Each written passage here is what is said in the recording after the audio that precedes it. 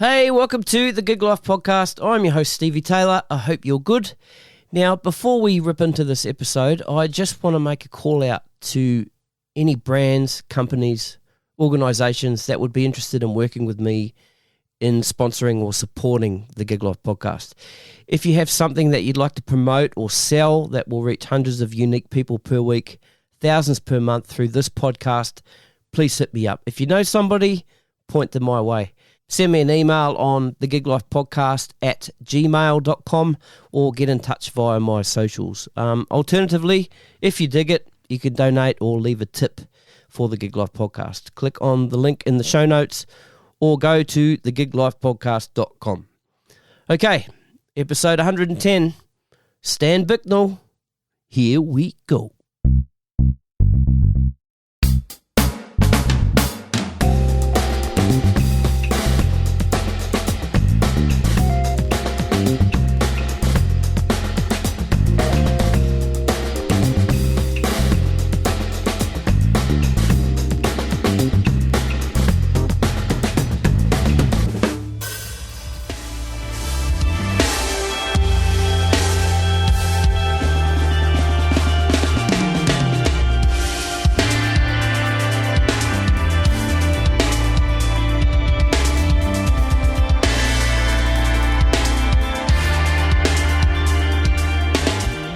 My guest today is Stan Bicknell.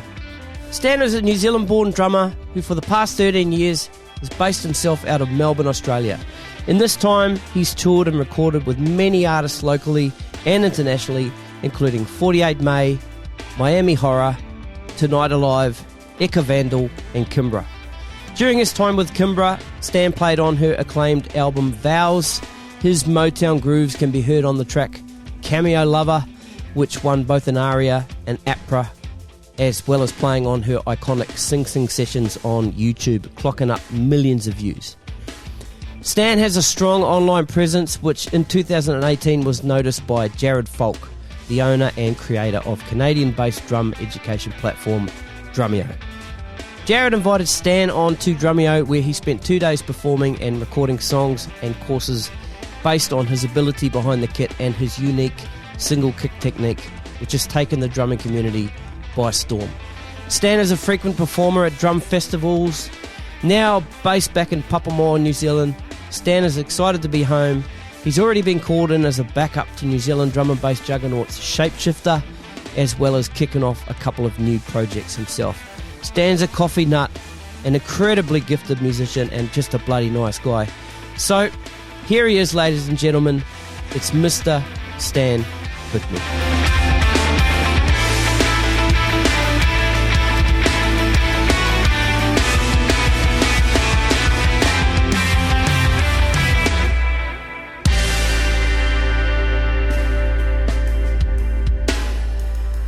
I think we're rolling. Stan Bicknell, welcome to the Gig Life Podcast. Kia ora, bro. How you going? Yeah, good, bro. Yourself? Good, man. Thanks for having me on. It's nice to finally have a yarn with you. I've been sort of listening to your sultry voice for a while now, so it's pretty cool to be actually having a chat with you. How you going? Yeah, good, bro. Good. Yeah, we've been communicating online for a while, and it's cool to actually get to talk to you now. Wanted to do it for a while, and it's just so many connections these days, you know. Like I know heaps of people that I've had on the show that you know you're hanging with now and have hung with before, and this we're talking about Melbourne and now New Zealand. You know, it's cool. It's kind of this what's the word I'm looking at? This incestuous little it's definitely this little a bit group like that, we got. bro. Yeah, I've noticed that, especially since being back in New Zealand. Just with the people that I'm coming across, and they all work with each other, but it's all about looking after each other too. Like there's a lot of there's a real tight crew over here in the industry, and they seem to all have each other's backs, which is really cool. Yeah, it is cool. And you know, New Zealand's winning the concert game, the music game. I've been sitting over here from afar watching, you know, the coverage of the festivals and that kind of stuff, and you know, really envious that we're not able to get out to shows like that because, you know, as most people know, it's that kind of music's just not going on here at the moment, and it's crazy, slowly starting to come back, but but it's on a knife's edge, though, isn't it? Yeah, totally. The whole thing. I mean, it even is here to a degree, but like I was on tour over New Year's and I was putting a lot of stuff up in my socials, and because I have quite a big international audience, people that aren't from New Zealand or Australia, so America and Brazil are like sort of a big audience over there, and they were just buzzing out, man. It just like I was at a festival and there were thousands of people around me, and they were just like, "What are you guys doing? You're spreading the COVID." And I was like, "No, it's not here, man. Like, it's not here, and touching wood, because there's always a chance that it's going to pop back up here again, and they do have the odd outbreak, and they have had. But yeah, it's just I kind of I took for granted how it was looking to the global community, how lucky we are here, and. Definitely didn't take it for granted after that, though, and even got to talk to Jacinda about it, bro. I saw the photos, man. I saw the photos. That's wicked. Up, eh? Yeah, it was so funny, man. I don't think I've clammed up more in front of anyone than I did in front of her, eh? Yeah, she's got some mana, that's for sure. Yeah, that's hard out, bro. And she was real low-key. She was wearing a bomber jacket and a hat, and she was trying to be low-profile, but she's a fan of Shapeshifter, so she was hanging out the back in the tents and stuff, and it was just crazy, man. She was asking heaps of questions about the hotel quarantine, because obviously that's the make or break of any country, really, that's doing that system, so it's just a cool yarn, eh? Oh, so she was asking you about your experience? Yeah, bro, because I just had it like 2 weeks earlier, and yeah, and she was just, she was like, quite genuinely, she was like, so how were the hotels? Where did you stay? And I was like, I was down in Wellington, and I stayed at one, and then 2 weeks later, my wife stayed at the other one, and she goes, were they good? And I was like, yeah, they were really good, man. Like, tight operation, treated real seriously. The food was real good, but that is the make or break with the country. And it was like, I keep saying to everyone, it was treated real seriously, but with that Kiwi charm about it too. Everyone was just ultra lovely that were doing their job, Yeah. I've got a mate in quarantine at the moment in Rotorua. He had no idea where he was going to end up. Yeah, same.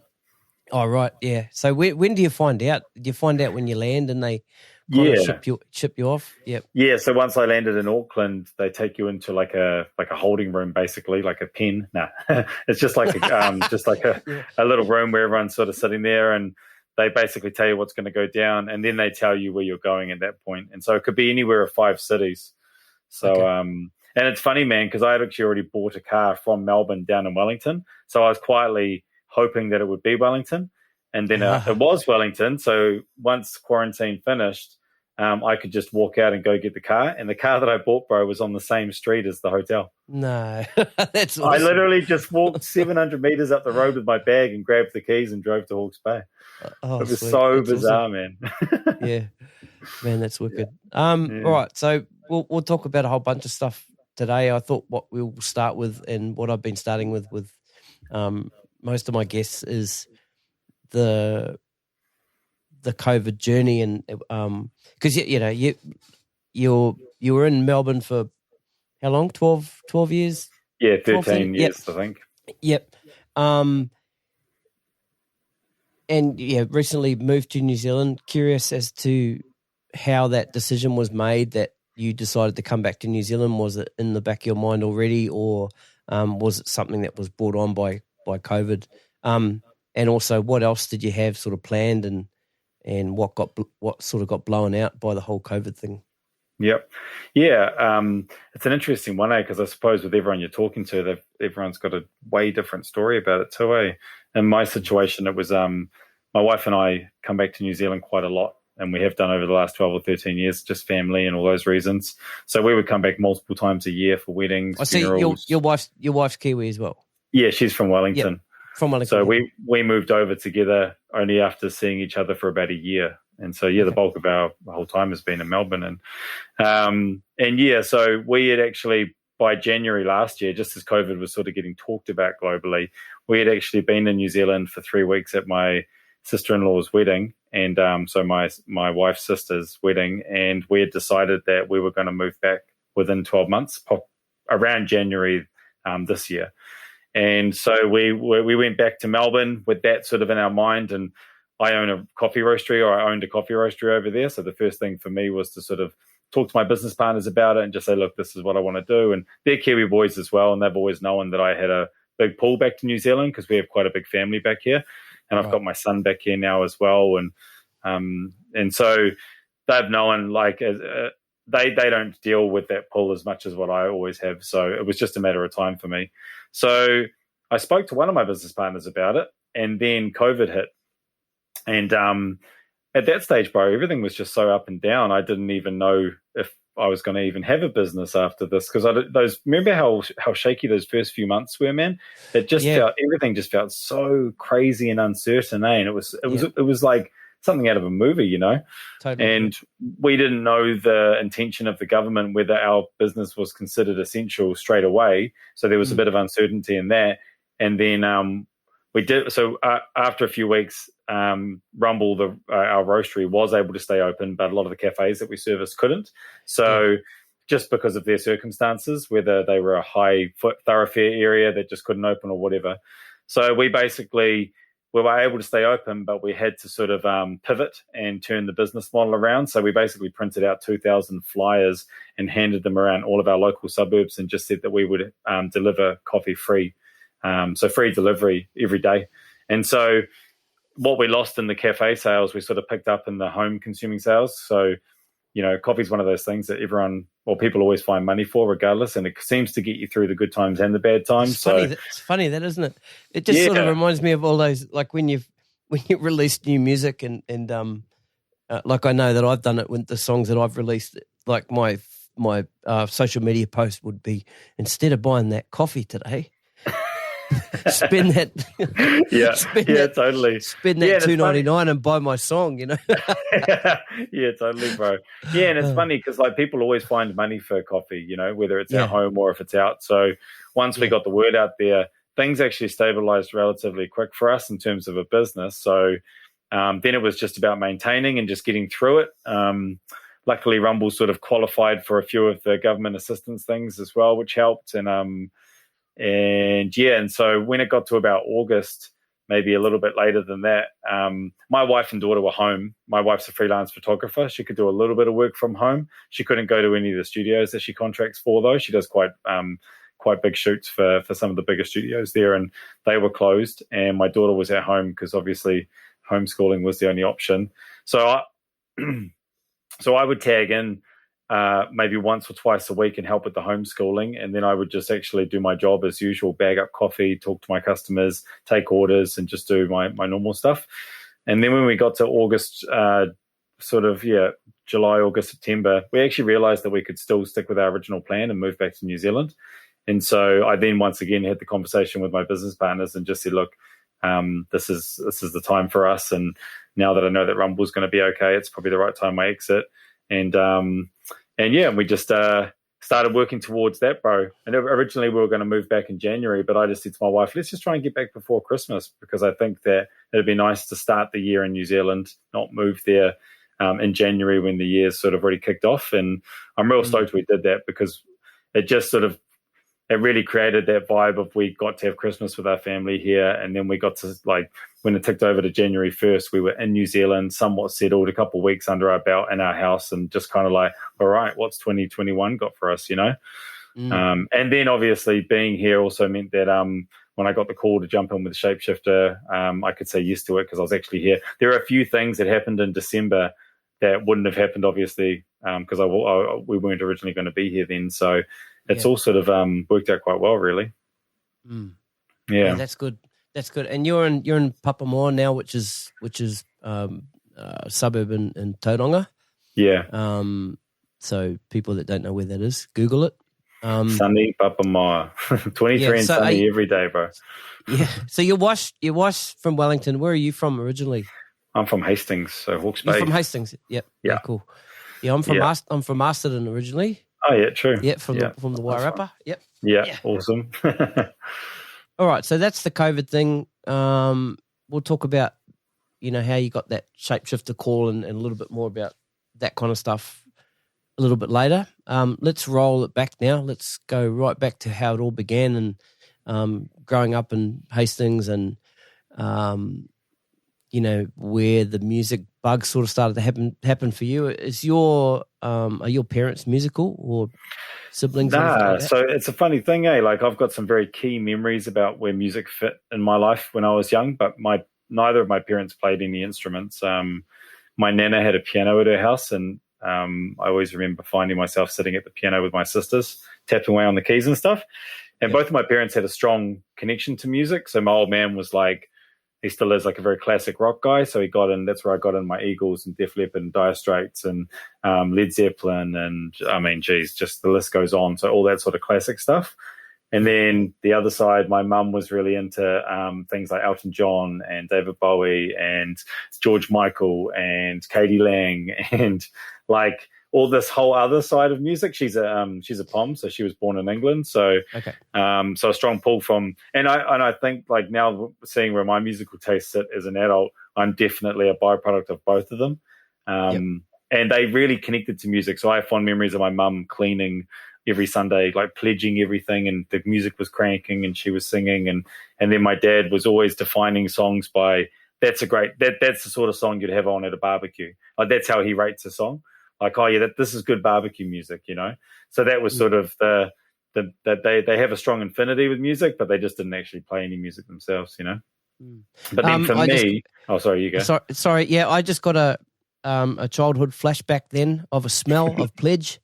That's a brutal smell, eh? Yeah, for the Australian audience and the international audience, pledge is like it's a furniture cleaner spray. It's got a very distinct smell, and I know exactly what you're talking about. Yeah. And I used to have a job. Smell it now as well. Yeah. I used to have a job at a second-hand shop after school, and I used to go in with the pledge and have to clean all the furniture. So. Oh, that's so sorry about that. I can totally smell that now as well. It's so weird. Yeah, and, you know, being a Kiwi in Australia or in any other country, it's those little things that just set you off sometimes, and you can smell it straight away and you can taste it straight away. You want to go home. Yeah, it's so weird, eh? Yeah, and with the music stuff though, I have memories also of being really into. I don't know if you remember the Simpsons tape, "Sing the Blues." So I knew that tape back to front, and I would always mimic or pretend that I was playing the saxophone. And I'm talking like 8, 9, or 10. So this is quite early on, still not playing an instrument, but music at that age was already pretty important to me. I used to memorize lyrics to music, to songs that I really liked that I came across. And I just remember having a connection to it. It wasn't until I got given... Were you able to memorize quickly, or was it something you had to work on? No, relatively quickly. Like if it was lyrics, there was always a rhythm to it. So I would write them down, and I used to make like mixtapes and fake radio stations with my sisters and stuff. And we used to write scripts of the stuff that we would say and whatnot, and record them on the double tape deck. You know, that whole thing. Awesome. So the memory thing, that actually got better over time, but it's quite funny. I actually was talking about this with someone recently, how I found music because I got given my dad's guitar that he had when he was my age, when I was 12, right? So when he was 12, he had a guitar, just a nylon string acoustic, quite a bad, like the neck was bowed. It was quite a pig of a guitar, but he gave me it. And so I played that thing from 12 to 13 and a half. That's all I did. And then one day my stepdad said to me when I was about 13 and a half, 14, he said that I was tapping a lot. Maybe I should look at drumming.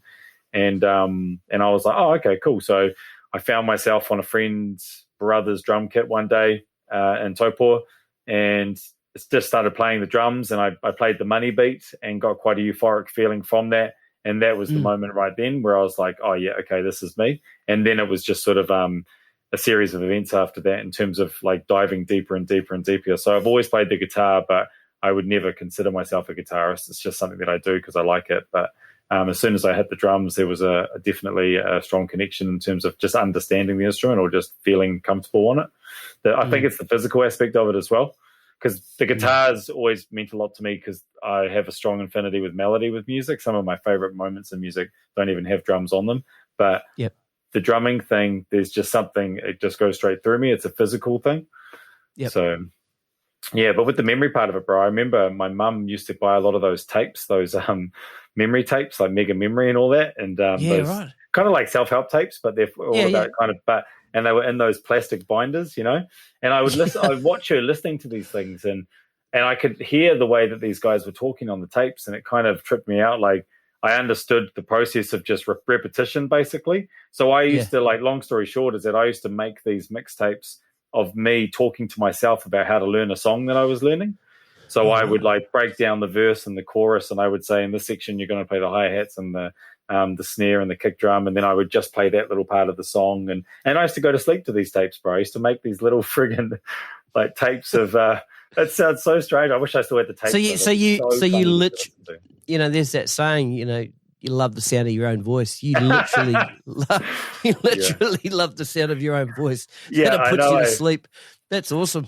Yeah, pretty nutty, but I actually think it really did help with my memory, because I used to go to sleep to these tapes and then have the songs drilled into me that I was trying to learn at the time. And I've always learned by memory, so it's a chicken or egg thing. Did I have a good memory or did I get a good memory? I don't know. Yeah.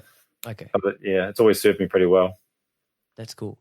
Now, how was school life for you? Were you I think sounds by the way that you talk, it sounds like you're well educated. And did you do okay at school? Was it something you sort of? So that's a really good question, man. I've actually never talked about that, not publicly anyway. To be honest with you, bro, I left school at 15. I didn't finish school C. Okay. I left halfway through my school C year. As soon as I found music, man, that was all I really cared about. And then with the music came other things that interested me as well. And science and English were not part of that.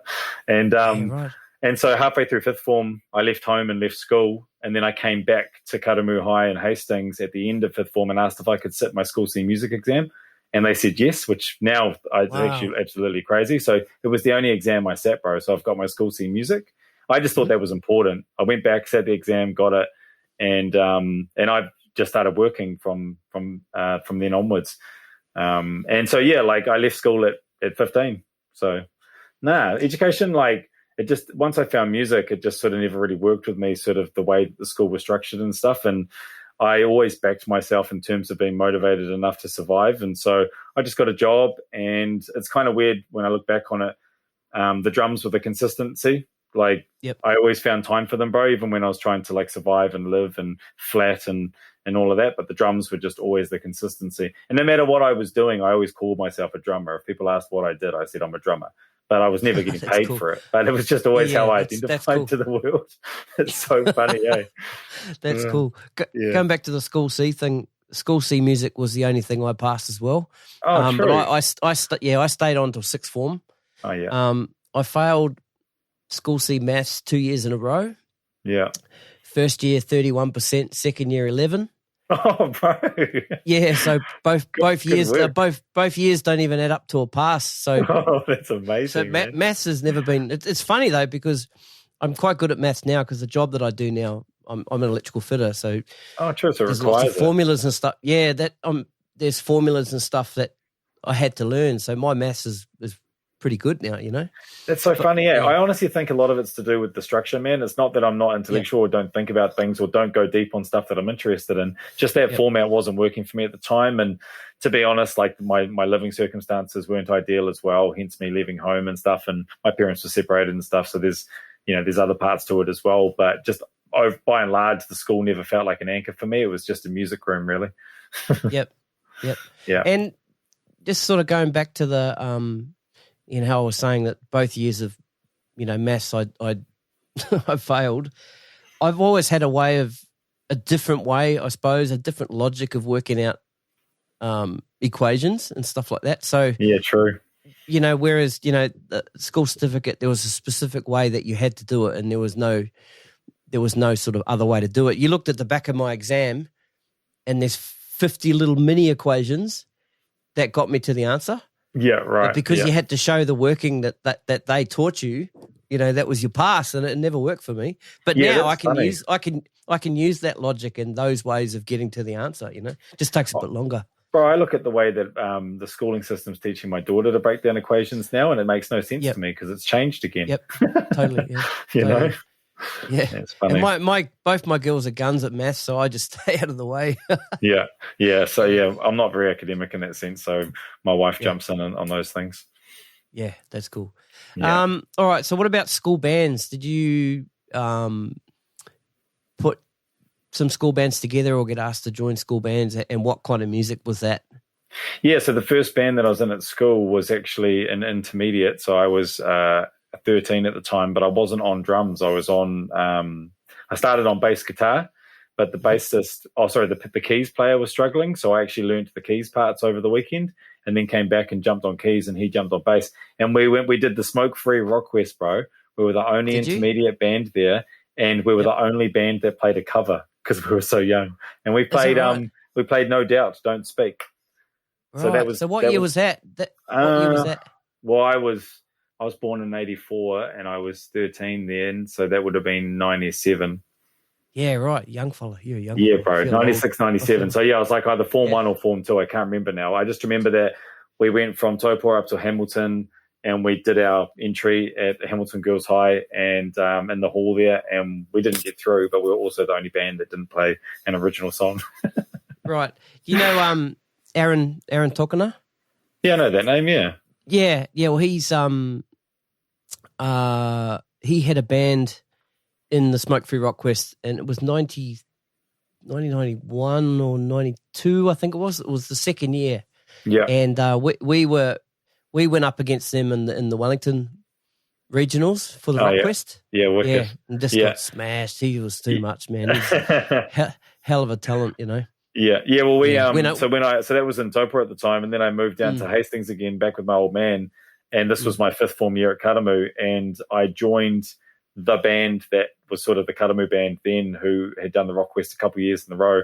They were in their seventh form year, and their drummer was seventh form the previous year, so he was out of school then, and they needed a drummer, and I just moved to the school, so I became their drummer, and we did Rock Quest again, and we actually got into the regionals that year and got to record a single and do that whole thing, and that was really cool. Yeah, and that was original material too. So yeah, always had projects on the go or bands on the go through school, and then once leaving school, then it was just sort of there were lots of different bands, bro. Actually, between like 16 and 19, it was just about survival, but I kept playing.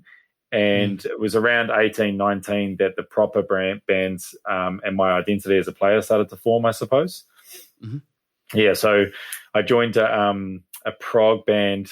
Oh, no, first and foremost, I had a Tool tribute band. I should probably sort of mention that first, because I was playing in a Tool tribute that I'd set up with a few older boys in Hamilton at that point, and we were gigging and stuff, and our guitarist left, and so we were training up a new guitarist. Now, bear in mind, I was 18 now, and these guys were sort of like 28 and 30, the other two guys, and we were training a guitarist who was around 24, 25, and his friend was coming in and helping him with his parts, basically, because he was struggling with some of Adam Jones' parts.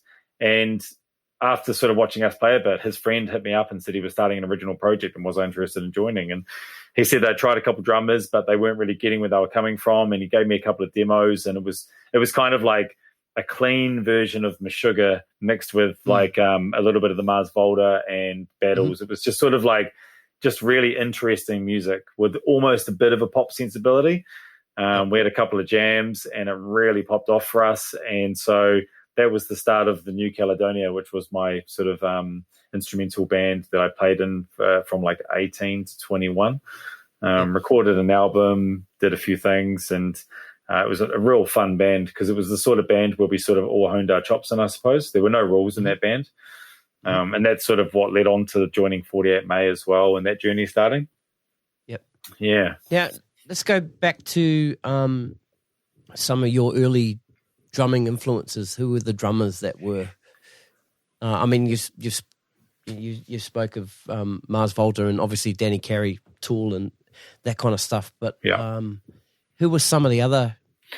Well, the early guys were guys like Dave Grohl. I basically, looking back on what my musical tastes were when I was young, when I was playing the drums, was generally based around where my ability was. Because the music that I tended to hone in on for long periods of time was really what I was trying to learn. And so in the early days, it was things like Pearl Jam, so Dave Abruzia, like that era. And because I just loved, that era. I really loved his kit sound. Dave Grohl as well. And then Bonzo was a big influence as well. Me and my friend used to work a lot on Led Zeppelin stuff. And then I found, like, as I got older, things changed. So I actually was a bit of a product of that new metal era. So obviously Rage Against the Machine before the new metal thing, so Brad Wilk, but then going into guys like Abe Cunningham, John Otto, even David Silvera. So when he was, the early stuff with Korn, all that new metal stuff where they basically got cranked snares and they're playing in a heavy band, but they're almost playing like hip hop beats behind them. Yeah.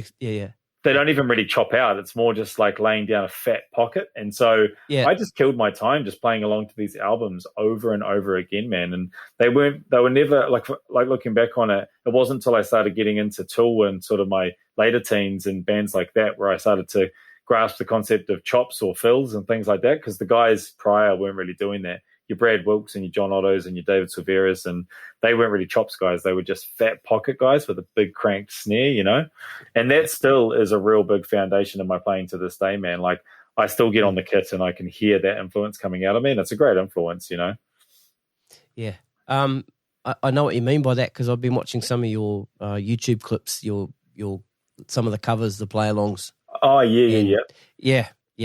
So it's certainly classic, that stuff, for sure. Yeah, totally, yeah. And then getting into the later teens, it was more guys like, so I said the Mars Volta, the chop side of playing started to sort of get into me a little bit more. Steve Smith, man, he was like when he was in Vital Tectones, that was a really big influence for me. Jeff Campitelli when he was playing with Joe Satriani, Steve Vai, like that whole shredder guitar thing was really big as well.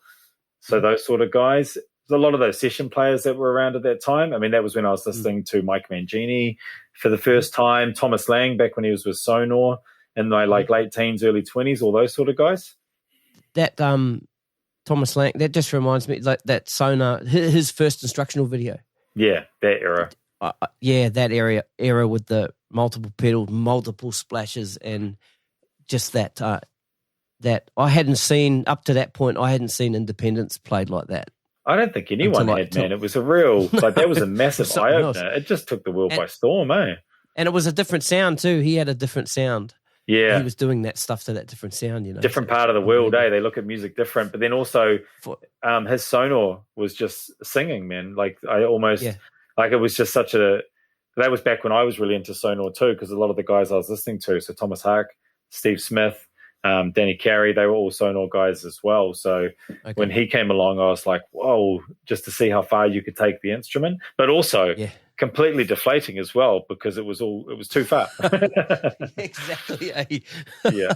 And meanwhile, like I'm still just trying to like live, man, like, hold a job and flat and trying to pay my bills. And it was around that time that I had my first child as well. So I had my son when I was 19 years old. And so it's really funny looking back on it now, how chaotic it kind of it looks if you were to look at it on paper. But at the time, it just felt like I love drums. I need to work to live. I love my son, and it's all fine. We'll make it work. Okay, so let's talk about some of those jobs that you had then. Was coffee on the horizon at this stage, or was that something that you sort of grew into? Well, hospitality was. So my grandparents owned Robert Harris and Topor. So I started working there when I was 11 years old. So I would go there every Saturday and Sunday and work from 10 till 3, just clearing tables and doing the dishes and whatnot. And then when I left school, I actually started working at New World as a trolley boy, got graduated to checkout, and then got graduated to assistant freezer. This guy. Yeah, man. Yeah, the checkout was great, hey? And then they put me in the damn freezer, bro. Stop it. Yeah, but they upped my pay, though. I remember, man, I was getting paid $6.45 at the time. I was 16 years old at that point because I'd been there for a little bit. And, I just remember, whoa, I'm on $6.45 an hour, and I'm flatting and I'm doing it, man. I was 16. Yeah. Like, my boy's 16 now, and I'm like, Jesus, he can barely tie his shoelace, Yeah, you'll probably were you getting paid like a fridge allowance, a cold allowance or something? Yeah, and I would get given the boxes of frozen goods that had been dropped. And so it was great. Right. I had heaps of like Eskimo pies and all this sort of shit. Oh, man.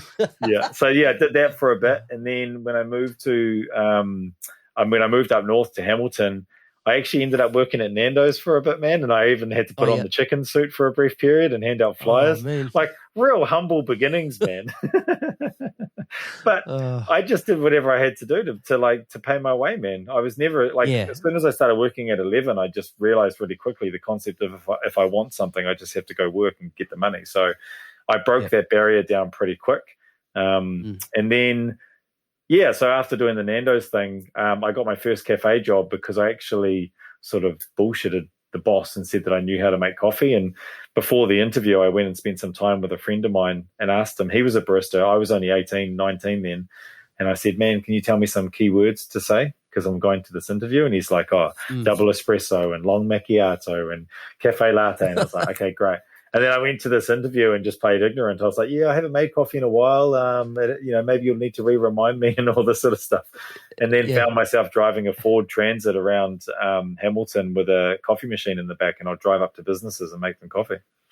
Right. So that was around, like 19, 20 at that point. Okay. Funny little gig, that one. Yeah.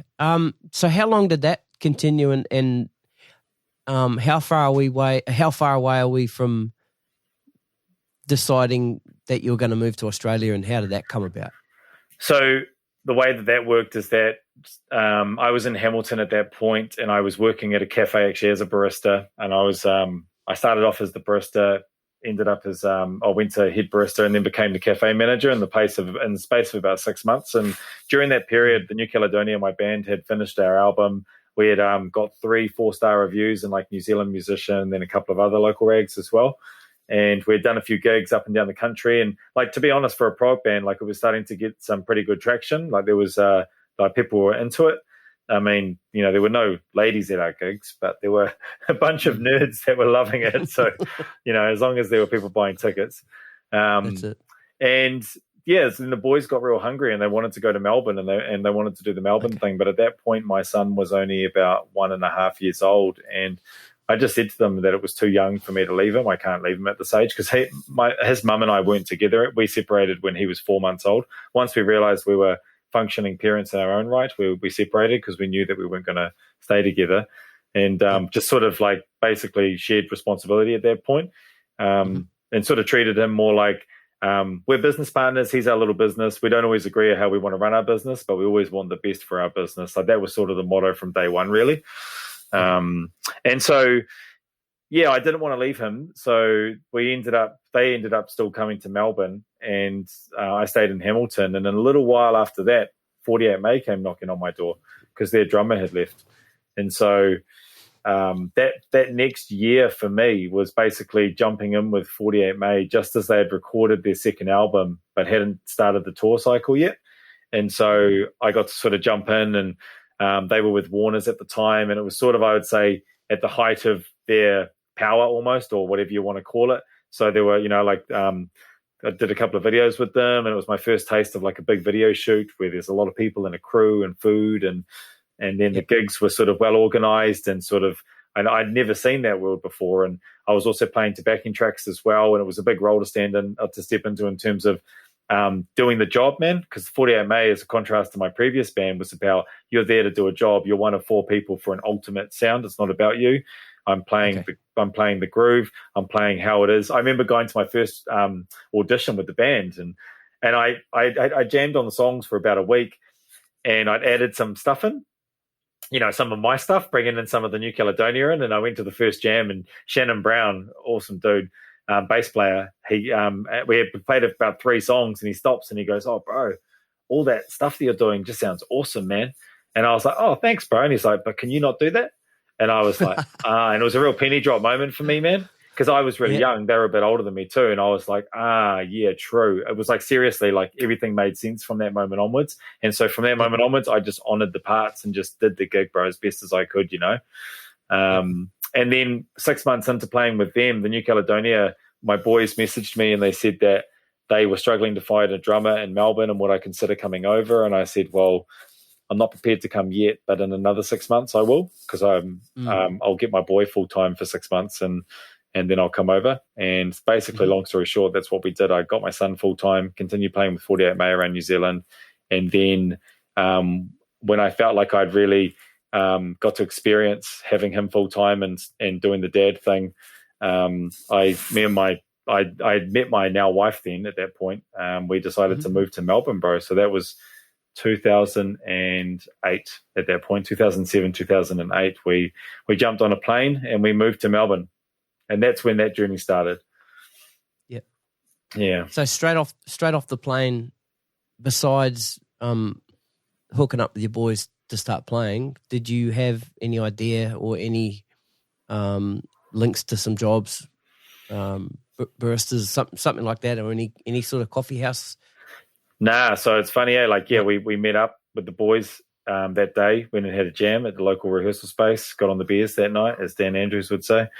We reconnected with everyone, sort of figured it all out. Sort of got on there, because you've got to bear in mind too, it had been nearly a year that we hadn't been together as well. So we're sort of all just getting back on the level musically and as friends and stuff. And then over the next couple of days, I was helping the guitarist put up posters. He used to put up gig posters around cafes, and his poster partner wasn't working, was away or something. So I was filling in just for a cashy. And we went into a cafe in the city, and I overheard the barista talking to someone saying that they needed a barista. And I actually hadn't intended on doing coffee in Melbourne. I sort of thought that I might get into bar work or something. I remember thinking I was going to get into bar work, which is crazy to think now. But I ended up leaving with my mate, and then I went back 2 hours later, because I saw it as being like quite fortuitous that I overheard that conversation. And so I just went back and introduced myself and said, hey, I'm fresh off the boat. I make coffee. I'm looking for a job. I overheard you before. And a guy popped up from behind the counter, and he said, hey, man, my name's Gabe. And we sat down, did an interview there, and I started 2 days later. And I worked for that guy for 3.5 years, bro. And then he became my business partner in my first cafe. Right. Very good. Yeah. So that's funny. The guys that I met in that first week, one of them I've owned 2 businesses with, and the other one, they were both my bosses, I owned 1 business with. So it's pretty much laid out the next 12 years in terms of my career, and a lot of big things that happened in my life were from the decisions I made in those first 2 or 3 days. Yeah, it's really weird like that, eh? Yeah, it is. It's funny. Yeah, and that's the coffee side of it, but then obviously the music stuff as well. Yeah, okay. So your band, back to that. Yeah, so Melbourne has this tendency to eat up bands that come to try and make it in Melbourne. Okay. We weren't the first New Zealand band to meet its demise, and so it only took about 6 months for us to realise, one, musically, I kind of thought that we were coming into where we left off, because that's where my head was. But musically, the boys had been spending all this time together, and they kind of wanted to sort of go in this different direction. And we were trying to make it work, but it really just wasn't. And it was slowly turning into arguments. Now, like at that point, a friend of ours, a mutual friend of ours, Kimbra, had just been flown over because she had just got her, development deal. And so she was coming to a couple of the shows that we were still doing at that point. And she had been there for a little while at that point, and they had her up in like her development deal. They were basically looking after her in terms of accommodation, and she was just writing heaps. And so she was in the process of putting her first album together. And so because we were friends with her and stuff, and we were the band was falling apart, long story short is that the New Caledonia basically became her band to turn her recorded songs into a live thing. She was doing solo gigs around Melbourne at that point. They were still recording the album, so I played on her first album on a couple of tracks. And then at the same time, we were deciphering everything, all the textures and sounds that they had created into a 4 to 5 piece band, And so that's when the Kimbra journey started, pretty much. Right. So how far into that did the Sing sessions start to happen? Because that session turned up to many views on YouTube, and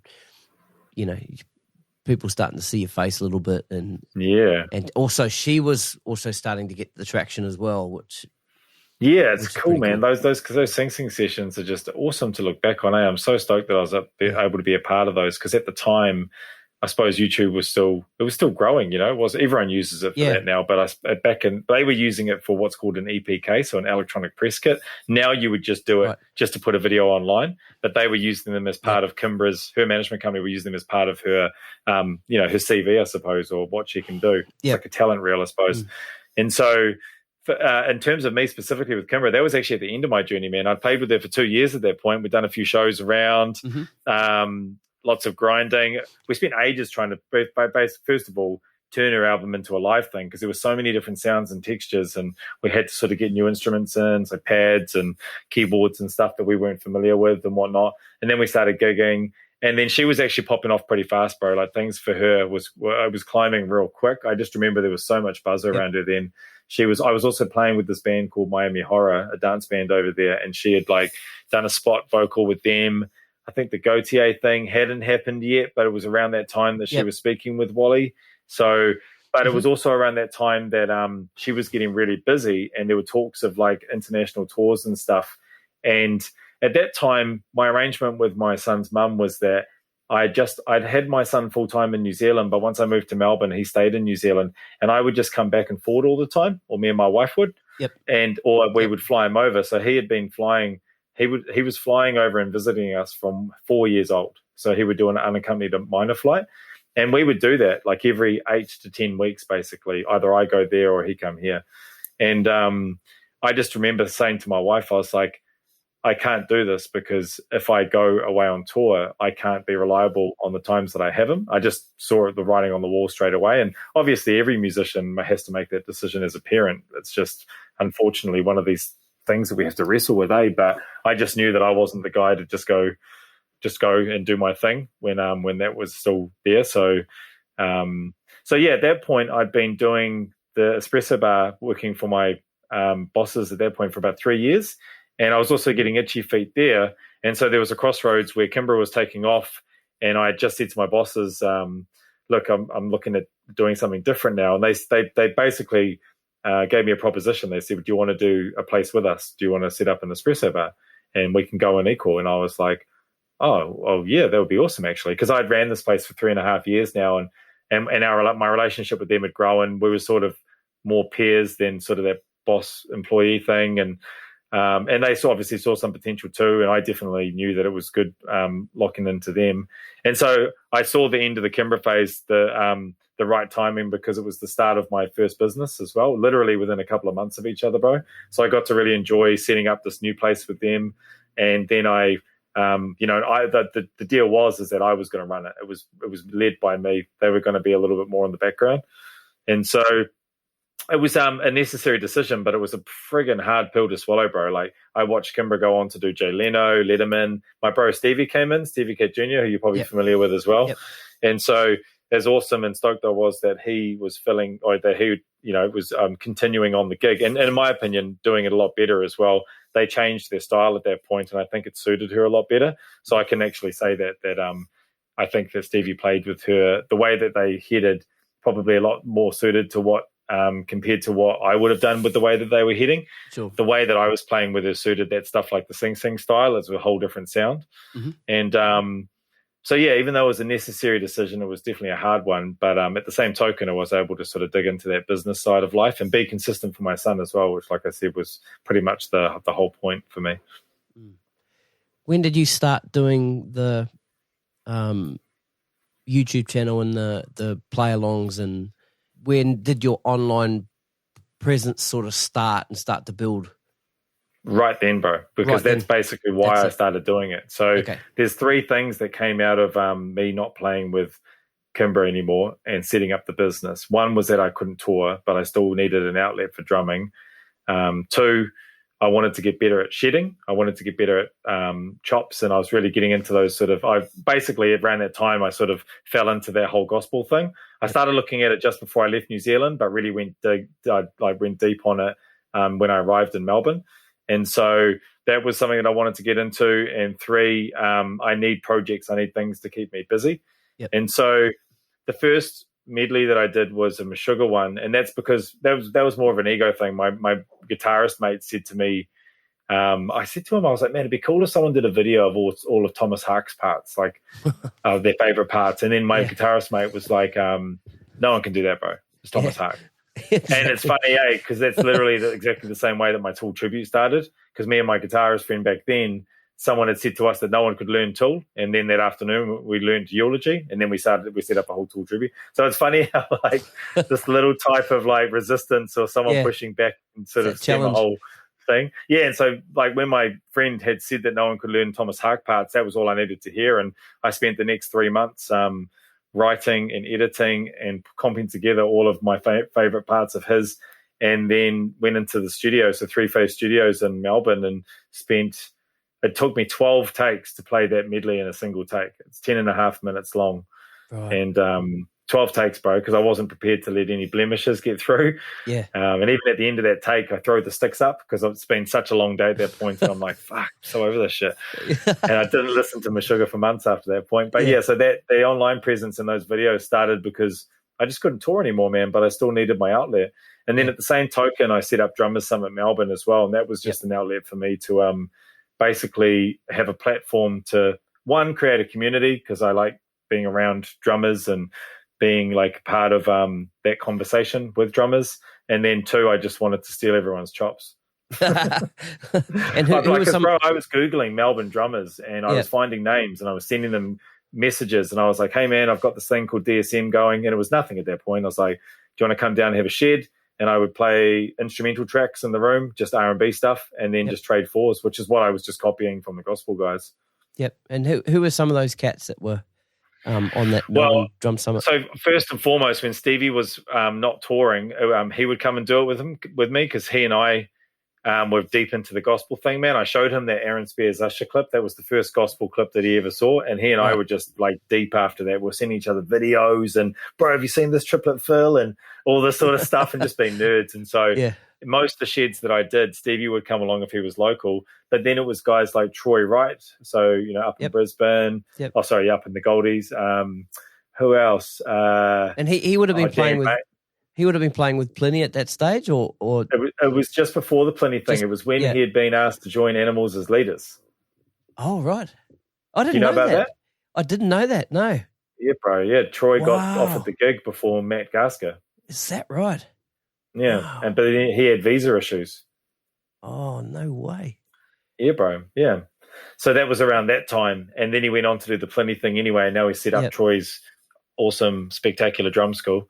So he's crushing it. And then, other guys like Dan Mayo, who now plays with Ecca Vandal, who's someone who I found, actually, this is before I was even playing with Ecca, but I found him online, got him to come in.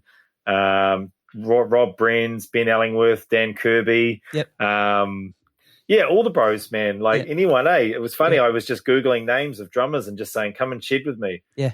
And so I do it every Sunday. I got a discount through the rehearsal space. I asked everyone put in a $10 koha, and we just give that back to the Three Phase. I set up a drum community where I was taking photos of everyone's drum kits and introducing them through the socials, the drummers. I was every drummer that came through, I would basically profile them, take photos, videos, and then I would share that content throughout the week until the next shed. And I just did my best to try and build up the profile and share the content and boost the drummers as much as possible. I very rarely showed myself on it. I didn't even really even like when I would say who's shedding this week, I'd sort of either not put my name on or I'd put it on the bottom of the rung or something. Obviously, people knew it was me, but I was really trying to not make it about me. I was trying to make it more about the community. But like I say, it was just an outlet, much like the YouTube videos. It was just an outlet for me to stay busy, bro, and keep pushing the craft, while I was being a responsible parent. Yeah, that's really cool. All right, man. So your profile's starting to build. Were you, I mean, obviously you're aware of the world is aware of your amazing right foot. I think most drummers will probably know about that, and that's certainly your, I'm not going to say claim to fame, because that's a bit of a wanky sort of saying. I don't like saying that because I can't think of something else. That's fine. Yeah. So how were you starting to cope with all that attention that's starting to come your way with that kind of stuff? Because it was quite a rapid build, wasn't it? Yeah, it was. And so like at that time when I was still gigging and doing the so with the Kimbra and the Miami Horror and the gigs and stuff, the profile as a semi-professional drummer was starting to build. So I was starting to experience that, so endorsements and things like that. Yeah. But it's still just on that sort of touring and gigging level, Yep.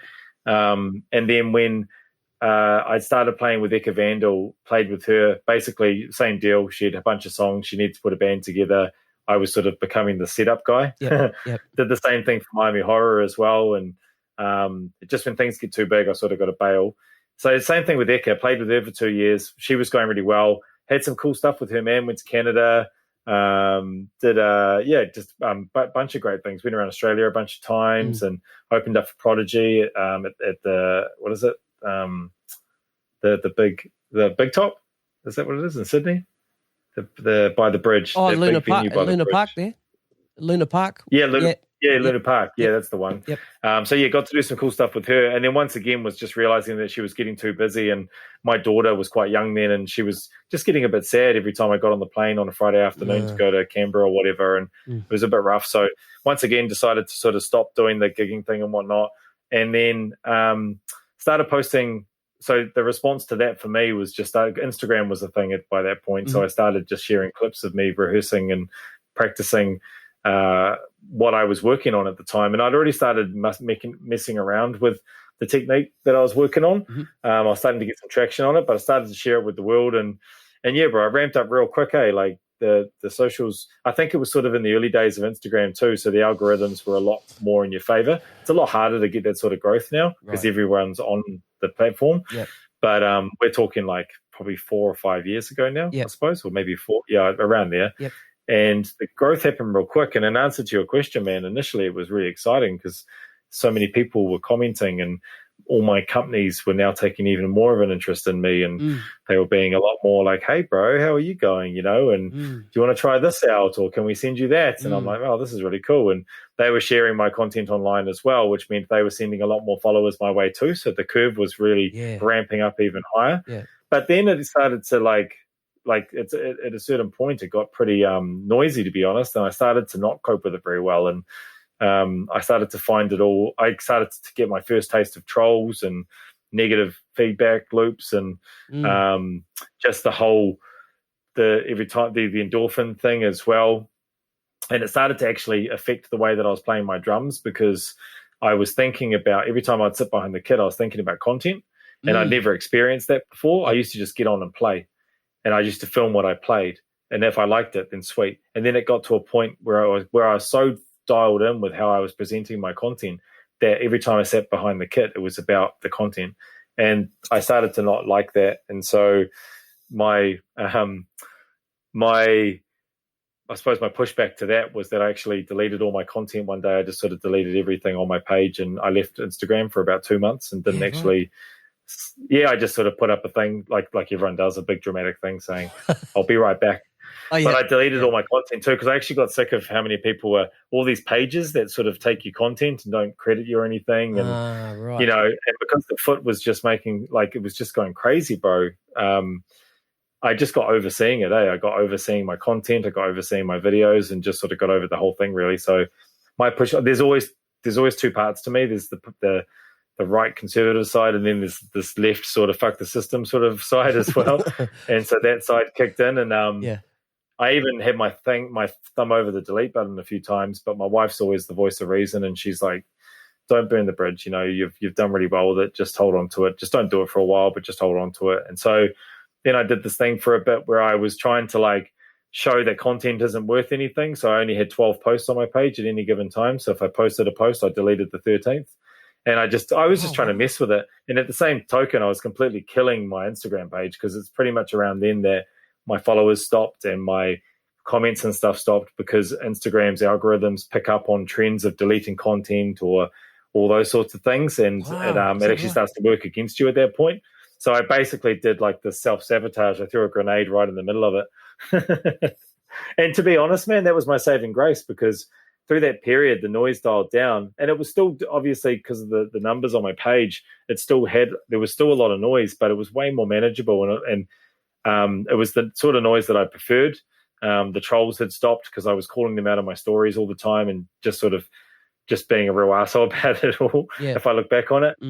Just trying to deal with it, I suppose. But then it got to this level where it's sort of been for the last year or year and a half, where it's real manageable now, man, and I really enjoy it again, because for me, it's just I just do my thing.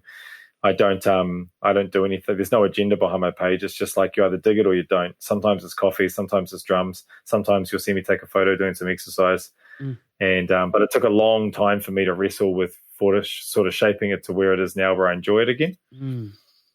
Yeah, it's a pretty powerful thing, though, bro. I mean, Instagram's the whole reason that I got on Drumeo. I know. Yeah. Which is crazy when you think about it. So let's like their whole Let's talk about that then. So how did for people that don't know, Drumeo is a I'll let you explain what Drumeo is. So Drumeo, what it stands for is Drum Education Online, and it is basically the world's largest online drum education platform. So it's the way I sort of see it is it sort of picks up where Modern Drummer, the print magazine, left off when print sort of died out. It's funny, I do remember seeing Jared Falk in the early days of his attempts of Drumeo back in the day where it was free drum lessons online. I'm talking like in 08. Yep. I remember seeing this dude playing drums and talking about rock grooves and stuff. And, it was like 240p quality, video quality and stuff, and it would take ages to download and whatnot. I was like, who is this dude? Yeah. But then anyway, Drumeo, meanwhile, over the last 10 years becomes this mega online drum platform to the point where drummers actively want to go on it now. Like that studio that you see and those panels behind is such an iconic thing for drummers. You'll know this, you know, all these drummers that go through that room and sit down and do their lessons and stuff. So I had watched a ton of Drumeo content before. I never even considered ever going on Drumeo. It wouldn't even come into my universe, I had started doing drum clinics at that point because I wasn't touring with my bands, and because the Instagram was going so well, my companies asked it if I would start doing the clinic thing and the drum festival thing, and that was cool because I got to nerd out about drums again, which was fun, and it was sort of more on my terms. I could get up and perform and make it more about the drums anyway, which was what I felt like doing at the time. And it's low commitment because the gigs are during the day. There's not a lot of them. It's never a big deal, And so when it was a Friday evening and I was at a fish and chip shop with my old man. He was over from New Zealand, and I just see an email come through from a Jared Falk. It's like, hey man, I'm Jared Falk. I'm the CEO of Drumeo. I've been watching you for a while now. I really like your content. I'd love for you to come on and do a live lesson. I'd love to bring you over. Are you interested? And it's funny, like your parents are always so blindly proud of you. I go, oh, damn, I was trying to tell him how exciting this was. And he's like, oh, yeah. Yeah, of course. Like to him, it was like no big thing because they just always have blind faith in you.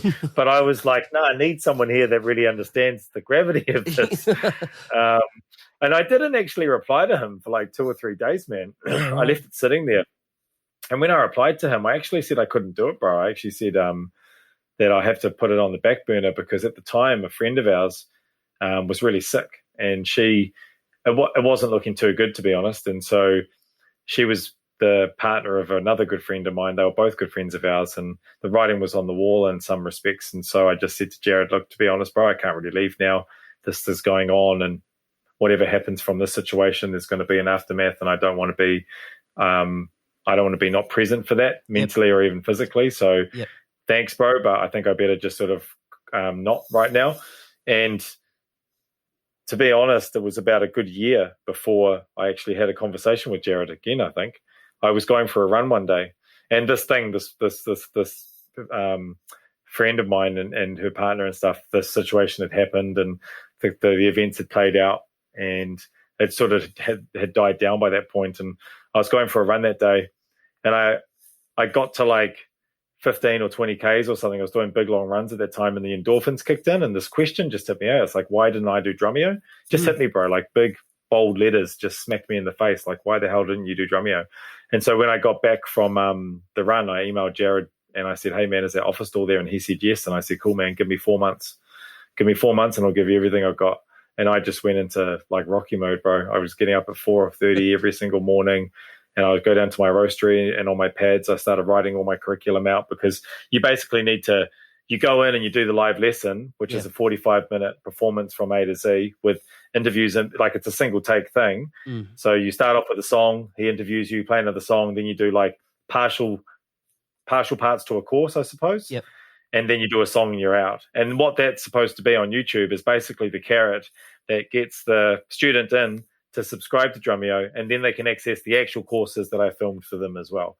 So I did 2 days of filming for them. So with that in mind, I actually had to have content for them to film. And so I had to kind of go back into my memory banks and figure out, well, how did I get the skills that I've got now, and what was the methods that I used? And and quite genuinely figure out my approach. And when I put it down pen to paper, I realized that there wasn't actually just a product of my personality. It was a very systematic thing that I did. And it's actually quite basic, really. It's not anything new. It's just the way that my brain sort of interpreted what I wanted to gain. And I wrote all my curriculum out. And then I spent the next 4 months, bro, every single morning. I'd get up at 4:30. I'd go down to my coffee roaster. I'd have 2 espressos. And then I would do 2.5 hours on the pads, just the pads, not acoustic kit or not an e-kit. And then I would go home, wake my family up, send my daughter to school, go back to the roastery, do my work day, maybe get half an hour on the kitten 2 or 3 nights a week, and then do the family thing. And then as time got closer and closer, I would actually start doing things like talking to a camera. I'd pretend that I was talking and actually verbalizing the information that I was trying to get across, because I was doing that whole visualization thing where it wasn't just in my head now. I was now sort of starting to verbalize and convey message information like permutations and how to get your hands to talk to your feet and how to do linear and non, all the things that I was trying to do. And so by the time I got there, bro, I was so muscle memory, or just memory in general, I was just banking on the fact that if everything turned to shit because the environment is so foreign to me, sitting in a studio, 5 HD cameras on you in the Drumeo studio, and you can feel the energy in there. I'm also just off a plane, jet lag, 13-hour flight. I was just banking on the fact that the muscle memory for all that work that I'd done would still be there. And ultimately it did, man. So the live lesson went like that. I did everything I wanted to be able to do. I was running on about 2 hours sleep because I had real bad jet lag. They were the loveliest crew in the world, man. There's a team of about 40 people at Drumeo, full-time workers. Okay. It's a real powerhouse. Like that their whole operation is real awesome. They look after the artists really well. So they flew me and my family out. We stayed there for 2 nights in Vancouver. And then that was the first 2 nights of what turned into a 3.5-week trip for me and my family down the west coast of the US. Okay. And it was an amazing experience, bro. Just It's still quite surreal, to be honest, to think about it. It was a couple of years ago now, and sometimes people tag me in the content still, and I'll get emails about it and stuff, and it's just like, fuck, I'm just so grateful for the experience, man. And also the grind that I put in for it. Like, that was a real woodshedding period for me in terms of how to deliver information and speak and convey the ideas that I have as a player and stuff, and feel confident in the delivery of that, you know? Yeah. And that stuff's still popping up all the time. It still pops up, and it always will. And I think there was something that popped up not too long ago, and it was something on your foot. And I think I was one of those people that tagged you. I get those. Yeah, and Drumeo keep recycling the content, which is cool. That's and great. Yeah. It's funny, man. I look back on it now already. Like, some of it's a little bit naff, the way that I talk and stuff. But ultimately, I'm really proud of it, bro. And that's the main thing. I just wanted to be proud of it, you know. Yeah. You've done some other clinics and like drummer weekends and that kind of thing. How have you dealt with that pressure? Because as well as drummers being peers, and there's a whole bunch that really dig it. Us drummers can be wankers too, and arseholes, and really judgmental, and it's like any one sort of group of musicians all together, you're always going to get those people out there that think they can do it better and will let you know, and that kind of thing. So how did you deal with that, with that pressure of, sort of playing live to a room full of drummers? Well, I kind of think that the Instagram, the way that went, probably set me up pretty well for it, because it is a concentrated room of drummers as well, and everyone's really honest online. So if they don't like you, they just tell you. Yep. And so it actually got me a thick skin pretty quick. Okay. The difference between a clinic and Instagram is that you're doing it live, and so you don't have the luxury of editing and deleting and stuff. I only ever used my phone anyway, but I still got to choose where the clip started and where it ended, Yeah, right, okay. So the only thing, when I think my mindset's always been, one, I've always been really proud of what I can do and not worried too much about what I can't do, because what I can't do is just a matter of time if I choose. Yep. And then 2, I've got this thing where if people say, hey, man, we want you to come and do this clinic, you're going to be in between Dom Familara and Benny Greb. Could you do a 45-minute workshop performance? If they are asking me that, they obviously believe I can do it. Yeah. So then all I have to do is put the work in. So imposter syndrome and all these things always happen, man, because it's just the nature of the beast when you're a creative. Yep. But the whole point of getting better is through the path of doubting yourself, Yep. And so I but I've done it. I've done enough things in my life to know now that when I commit to something, I just know that I'm going to finish it, rain, hail or shine. Like I will just do it, at the expense of sleep, at the expense of anything. If I say I'm going to do it, exactly yeah. Well, you know exactly what I mean. Then, like totally. If I say I'm going to do it, then it will just happen. So, but when it comes to the performance aspect of it, it's about backing what you can do, like I say, and not worrying about what you can't. But then also for me personally, I need to actually connect to the moment. I just can't get up and just play. I need to have a reason to play there. So every time I do something, I create a narrative in my head about why I'm there, and I almost tell a story. So I do a lot of talking when I do workshops because I want to get more than just the playing across. I also want to talk about things like multitasking, being a young parent, being a business owner, and then still having a professional career. Basically just trying to teach people that you actually can have your cake and eat it too, if you're willing to work your ass off and not be precious about things at times. Because I think either musicians get too caught up in being just musicians, or workers think they can't do music because they're workers. Where I'm sitting there going, fuck that. You can actually be both, you can actually do both. You might have to work a little bit harder, get up a little bit earlier, run a little bit longer, but you can do it. And so I like to share that message. And so it's a balance between playing and performing, and then just leaning into your strengths, man. I'm not going to try a left foot clave at my drum clinics, I'll tell you that much. But I will do the things that I can do, and I know I can do, really well. And then just play them as confident as possible, bro. Yeah. And there's a sense of pride that comes with them as well, man, because your companies are asking you to represent them, and that's a really cool feeling. And I don't take that lightly either. Every company that's asked me to do those things, I'm real honoured that they want me to do that for their brand. It's really cool. Yeah, you mentioned earlier Dom Familaro. Now, the first 2 drum clinics I ever saw were Dom Familaro down in Wellington. Oh yeah, this would have been early 90s, and talk about setting a benchmark for future drum clinics. Every drum clinic I went to after that, you think of Dom Familaro and just the way. Totally, bro. Oh man, like he's bro, the guy. I was after him. Yeah. I was like, I can't follow Dom. Like, not just so much the playing, ball of energy. Yeah, exactly. I mean, how do you present yourself like Dom? Like, it's hard. Just, you take the playing aside. Amazing player that he is, but just the way that he presents himself, and like you said, the ball of energy, and you just hooked on the guy. He's just very, very. He's such a great ambassador for the instrument. Like drums as an instrument owes Dom a lot, because his whole career he's been singing his praises and not only just getting students onto the drums, but keeping them on the drums. Yep. Anyone that does that. That's why I have a lot of respect for Jared, man. Not only has he built an empire, but the guy's committed to getting people to start playing the drums and then continue playing the drums. That's how you keep this industry going, is that you keep people on the damn instrument, Yeah. I don't know if you've seen some of the stuff on, there's some fairly local drummer Facebook groups. And there's a little. I've seen it all, bro. You've seen it all, yeah. There's those little factions that go after Jared. And, I know those people too, bro, and I'm embarrassed to even I used to be in those forums, and I left them a long time ago because I've even DM'd some of these guys saying, some of you guys are fucking teachers, man, and you should be actually ashamed that you're even having this conversation in a public platform. Yeah. I think it's fucking. I've got no time for it, bro. Yeah, I don't have any time for like troll pages. It's always cool to have a good laugh. Yeah. But that's always fine.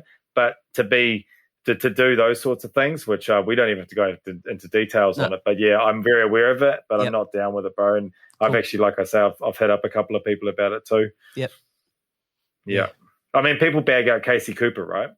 Casey Cooper, the Pearl drummer. Yep. Whereas and so you'll even hear drummers or quite established professional drummers who will even call this kid out, right? And I'm sitting there going, guess what? When my son was 13 years old, guess who was inspiring him to play the drums? That kid that was on that massive Pearl kit who had spinning friggin' drumsticks, who was playing rad cover songs. Yeah. It wasn't you, bro, that was sitting there saying that, like, sit on your pad for the first 3 years and you're not holding the stick properly and all this sort of shit. It was the guy. It was the kid. Like, you cannot begrudge someone who inspires someone else. They're mission accomplished, bro, you know? Totally. So I don't have any I've got a real strong feeling about those things and no ill will to any of those cats, you know? Yeah. That's cool, man. Yeah. That's good. So you're completely self-taught. Yeah. But you also got I don't know how many lessons you got with Darren Ferrugia down in Melbourne. Yeah, bro, I got 2. Oh, cool. It was awesome. Yeah, man, what a guy, eh? Yeah. What a guy. Yeah, he's a dude, man. Yeah, we've crossed paths a bit over the years, just through the scene and stuff. And it was actually at one of the drum festivals where I wanted to get a lesson with a drummer named Andy Gander. I saw Andy Gander play at the last festival I did, and I'd never seen a player like that. And not in Australia. I didn't even know, because, man, he was basically, I was sitting there going, shit, he'd give Vinny a run for his money, man. Yeah, I hadn't seen a player like Andy Yeah, he's before. that guy. Yeah. Yeah, and I went up to him afterwards, and I was like, Jesus, dude, that was an absolute pleasure to watch you play. Like, you command your instrument. It was just like same thing as we were talking about with Darren, just real centered on the throne. Yeah. Full control, just owning the whole thing. Looks total relaxed the whole time. And he was real humble too, man. He's like, oh, man, that was really bad. And he did that whole thing. And I was like, bro, come on, bro. And I said to him, I was like, I'd love to get some lessons from you, man. And he goes, oh, yeah, cool. Well, I'm based in Hong Kong. When I'm back next, we can do some lessons. And I said, great. Yep. And we kept in touch. But long story short is he got sick over there and he couldn't come over for the trip that we had scheduled a lesson on. And I said, oh, could you recommend someone? He said, yeah, man, go to Darren. And I was like, great. So I just took his advice and I messaged Darren saying, because Darren and I had actually met in passing at that same festival. Darren wasn't playing. He was just out the back. I think he was catching up with Andy, to be honest. And I had said Andy had recommended you, and are you available for lessons? And he was like, oh, he did that whole thing like, oh, I don't know what I can teach you and blah, blah, blah. And I was like, oh, don't give me that, man. Like, I basically went to him because I wanted to tidy up my hands pretty much. There was no real pressing issue. I just wanted to get more out of my hands. I wanted to get, because I'm self-taught, it's not so much that I know there is bad habits in there, but it was more like I don't know how I can make myself better without talking to someone who is better. It's that whole thing. And so I talked to Brodie Simpson about some of this stuff as well. And, went and sat down with Darren. And I was kind of like, hoping that Darren would become over time a bit of a mentor for me. And it was cool because he was down with that. And it was heading that way by the second lesson. But then just after that, the COVID thing happened, bro. And then I decided to move back to New Zealand anyway. Yeah. But what I was wanting from those lessons with Darren, he totally gave me. And I know that it would have become a lot more too in time, because I was at that point in my playing where I was really happy to sort of give myself over to someone, I suppose. Yeah, which took a long time for me to be okay with. Yeah, right. Yeah, and I just wanted to sort of get someone else's opinion on my playing. None of that blow-ass shit. Just more like, just straight up, man. Just like help me, help me as a person, And he was really like that, so it was great. He's a great player, man. He is. He sure is. Talking about your right foot, I remember seeing some videos. You were playing pearl drums at that stage, and you were using Pearl Eliminator pedals, and the Pearl Eliminator pedals have that removable plate, with the Your father made up some custom plates, didn't he, for those pedals? Yeah, because I mean the Eliminator, I got my first Eliminator when I was 19 years old, the first year that they released them. So it's forever been one of my favorites. Yep. I mean, just as a tangent, my top 3 are the Eliminator, the JoJo pedal, so the Sonor JoJo, and now the FP9 as well with Yamaha. So the red line has been the Eliminator has been in my drumming career, most of it, to be honest. And the problem is that I always found the grips to be a little bit intrusive, and so I would take them out a lot. But when I would take them out, grits would get in the holes because there's a little bit of a gap between the plate and the base, and or the footboard. And so I was telling my dad this, and he's like, "Oh, I'll just make you a plate. Just tell me because my dad's an engineer in Hastings, and he's like, I'll just make you a plate." And I was like, "Oh, cool." So he made me 2, and he put the rumble gloves on. He laser etched the rumble gloves on one, and then he got my name Stan laser etched on the other one. And I was like, "Oh, that's cool." And I used them at that drum festival, the Sydney one. That was the first time I used them. And I put up a post about them, just saying, "Oh, sweet, my old man made me these. I've been wanting these for a while now. Love the pedal. Can do without the grips. This is perfect." And bro, I just got inundated for requests for these damn plates, eh? Yeah. And so I said, like, bro, I reckon I got in that first day 200 messages about those plates. Yeah, like no shit. Yeah. And I wrote in. Oh, so everyone was like, "Oh, where can I buy these? Where can I buy these? Can I get them? Blah blah blah." And so I messaged my old man and I said, "Hey, can I get some more of those plates made?" And he's like, "Yeah, how many?" And I was like, "I don't know. I reckon like 200." And he's like, "Oh shit, okay, sweet." And so, yeah, he got them made, and because he's an engineer, he got a good price. And I actually don't even think he even charged me in the end. But he sent the plates over. He'd bored out the holes, so the screw was flush to the plate, and he'd smoothed the edges out as well. So they're as legit as they could be for a third-party addition to the pedal. And then, I just put a post up, and one by one, bro, I sold them all. That's great, man. Yeah, it was great. I sold like heaps to people, heaps in the US, a few in Australia, lots in the UK as well. I've still got a couple as well. I've got maybe 3 or 4 left because I'm never going to get them made again. People have asked me for the schematic since, man, like the actual the CAD, and I'm like, nah, I'm not going to get a CAD. Yeah. And then Pearl even ended up releasing a version, like a dialed back version of the Eliminator without the grips on anyway. Really? Because they were tagged in so many posts. Like they knew about them because I was playing Pearl at the time, and my rep had told me that they were really interested in it and thought it was cool. Wow. So there you go. That's really funny, cool. eh? Yeah, that's awesome. That's awesome. Yeah. That's why I kept them too, because that was a cool little piece of time as well, a little period, little hustle, you know. Yeah, that was cool. I remember following that sort of, because like I said, I was at that Sydney thing, and you were talking about them, and then I did see those videos come up and could see people asking for them. Yeah, it was really cool. That's why I mentioned it. Yeah. Hard out, bro. Yeah, man. Another thing I used to like watching, you would set up in the Rumble Coffee building, and you could see the sacks of coffee around the place, but just the sound of that room. I know, the reverb. It was awesome, eh? And that was still off your iPhone, eh? Yep. So I never used mics, and so that was back then. It was like an iPhone 7, I think. It would clip a little bit, but it was just a big brick room with a couple of wooden walls that we put in. 200 square meter warehouse essentially. With no neighbors, bro. So I could just go, and it just sounded real great in there. Right? I still get people going to me, "Oh, I miss the reverb." It's so funny because like I got really over not only playing my drums there, but seeing my drums in there online. So I'm really loving the change, even just because for me, it's aesthetically, it just looks different, and I'm just in a new buzz anyway. But yeah, people miss the reverb, it seems. Yeah, that's cool. That's cool. All right, man. So things are starting to sort of wind up a little bit in Australia now, and moving back to New Zealand, and then the whole sort of COVID thing happened, and then like you said, you ended up moving home. Let's talk about the call from Shapeshifter, because you hadn't been in town very long. You'd only just got back. How did that come about? And just mention that first, and then I've got some other questions. Yeah, bro. So I got out of quarantine on the 5th of December, and my wife and daughter went into quarantine on the 7th of December. So we flew separately because we have a cat who was quite young. Okay. So we wanted to fly her over in between our flights. So I came out on the 5th. My daughter and wife go in on the 7th. So they weren't coming out till the 22nd of December, just before Christmas. And meanwhile, my container turns up. I set up the house in Papamoa, get everything relatively sort of going. And then the night that I'm driving back from Auckland after picking them up, I hadn't seen them in 5.5 weeks at that point. I get a message on Facebook from Robin, Darren's partner, who I'd met a couple of years earlier at a wedding. And she was like, "Hey, man, are you able for a chat?" And I was like, "Yeah, what's up?" And then she called me. I said to Jess, "Oh, man, Robin's calling me, Darren's partner." Darren, Robin wants to chat with me. And she goes, "Oh, well, talk to her." And I was like, "Yeah, well." So Robin calls, and we had pulled over at like one of the BP McDonald's stops there just so I could have a chat.